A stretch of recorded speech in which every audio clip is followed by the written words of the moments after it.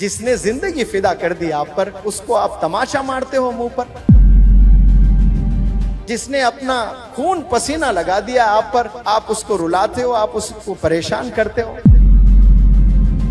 जब आप पैदा हुए थे बेपनाह खुश थे कि मेरे घर रहमत आई है, लड़की पैदा हुई है। इसका सिला 15 साल में नौजवान बच्ची दे रही है किसी के साथ भागकर।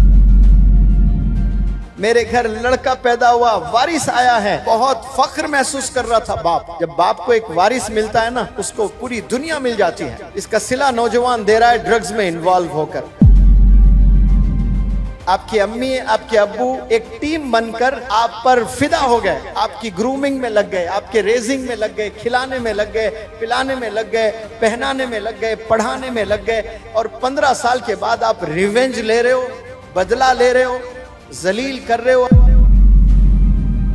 वालिदैन प्यारे बच्चों मर जाते हैं, कसम खुदा की उनकी दुआएं जिंदा रहती है। वालिद तो इंतकाल हो गया, वालिद की दुआ जिंदा रहती है। माँ इंतकाल हो गया, माँ की दुआएं जिंदा रहती है। मैं गारंटी से कहता हूं 50 और 60 साल के जितने भी वालिदैन इस रूहे जमी पर अभी जिंदा हैं, उनमें 80% परेशान है अपने बच्चों को लेकर, अपने ही बच्चों को लेकर परेशान है। और जब आप लोग पैदा हुए थे बेपनाह खुश थे कि मेरे घर रहमत आई है, लड़की पैदा हुई है। मेरे घर लड़का पैदा हुआ, वारिस आया है, बहुत फख्र महसूस कर रहा था बाप। जब बाप को एक वारिस मिलता है ना, उसको पूरी दुनिया मिल जाती है। और एक बेटी पैदा होती है तो बाप बेपनाह खुश हो जाता है, ये तो रहमत आई है अल्लाह की। बेपनाह पैसे नहीं थे, कहां कहां जाकर दूसरों से उधार लेकर दावतें करने लगा। बहुत खुश था, बच्चों को अच्छे अच्छे कपड़े लाने लगा, खिलौने लाने लगा। जेब में पैसे नहीं है, लेकिन दोस्त से उधार लेकर छोटे छोटे खिलौने, जाकर बाजार से चॉकलेट लाने लगा, आइसक्रीम खिलाने लगा, पार्क ले जाने लगा, क्या क्या सब करने लगा। इसका सिला 15 साल में नौजवान बच्ची दे रही है किसी के साथ भागकर। इसका सिला नौजवान दे रहा है ड्रग्स में इन्वॉल्व होकर। जो टीम बन गए, आपकी अम्मी, आपके अब्बू एक टीम बनकर आप पर फिदा हो गए, आपकी ग्रूमिंग में लग गए, आपके रेजिंग में लग गए, खिलाने में लग गए, पिलाने में लग गए, पहनाने में लग गए, पढ़ाने में लग गए। सारे आपके लिए काम दोनों मिलकर एज ए टीम कर रहे हैं। और 15 साल के बाद आप रिवेंज ले रहे हो, बदला ले रहे हो, जलील कर रहे हो अपने वालिदैन को। सोचने की बात है।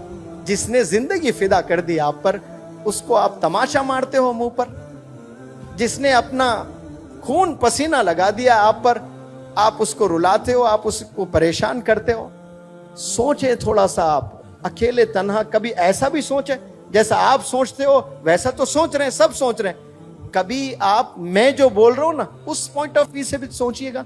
अरे हाँ भाई, सर जो बोल रहे हैं सही तो कह रहे हैं। दोनों मिलकर ये जिंदगी फिदा हो गए मेरे पर, मुझ पर अपने आप को खपा दिए। ये दोनों मेरे लिए ही जी रहे हैं लोग। इनका कोई और मकसद नहीं है, कोई एम नहीं है। बस इनका एम ये है कि मुझे पढ़ाएं, मुझे खिलाएं, मुझे पहनाएं, मुझे अच्छी जिंदगी दें।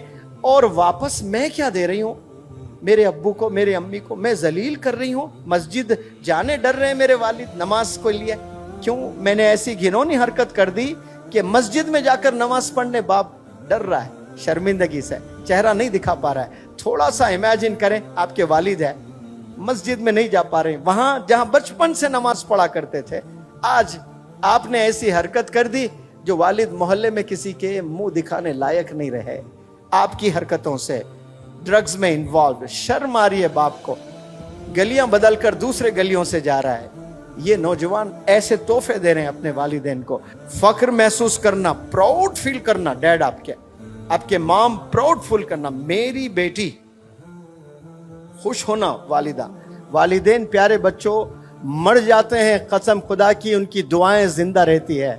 जो दुआएं आप लोग को किए थे ना वो माजी में, कभी रातों में किए, कभी जुमे में किए, कभी रोजे की हालत में किए, कभी इफ्तार करते हुए आंख से आंसू बहाए आप लोग के मुस्तकबिल के लिए। वालिद तो इंतकाल हो गया, वालिद की दुआ जिंदा रहती है। माँ इंतकाल हो गया, माँ की दुआएं जिंदा रहती है। तो देखने के लिए वालिदैन जिंदा नहीं होते हैं, लेकिन वो दुआएं जिंदा रहती है और वो दुआएं आपको बुलंदियों पर ले जाती हैं। और आज उफ भी नहीं कहना है, आप उफ तो दूर हाथ भी उठा रहे हैं, तेज आवाज में बात कर रहे हो, ऊंची आवाज में बात कर रहे हो, वालिदैन को रुला रहे हो आप लोग। ये रवैये को बदलिए, आप रिस्पेक्ट करना शुरू करें, फिर देखें इंशाअल्लाह अल्लाह कैसे आपको चमकाएगा। सब लोग को चमकने का शौक है, कामयाबी का शौक सबको है। फार्मूला आपके पास घर में है, कामयाब होने का फार्मूला आपके घर में है, दीन में भी दुनिया में भी। जन्नत में जाना चाहते हो तो बाप दरवाजा है, बाप को रुला कर दरवाजा लॉक पड़ा हुआ है, नहीं जा पाओगे आप। माँ के कदमों के नीचे जन्नत है, माँ को रुलाकर, माँ को सताकर जन्नत के ख्वाब ना देखा करें आप लोग। तो जो भी जन्नत में जाने के ख्वाब देख रहे हैं वो जन्नत आपके घर में है, घर के बाहर नहीं है। आप लोग बाहर तलाशते हैं, मैकडॉनल्ड्स में तलाशते हैं, रिजॉर्ट्स में तलाशते हैं, पार्क्स में तलाशते हैं आप लोग।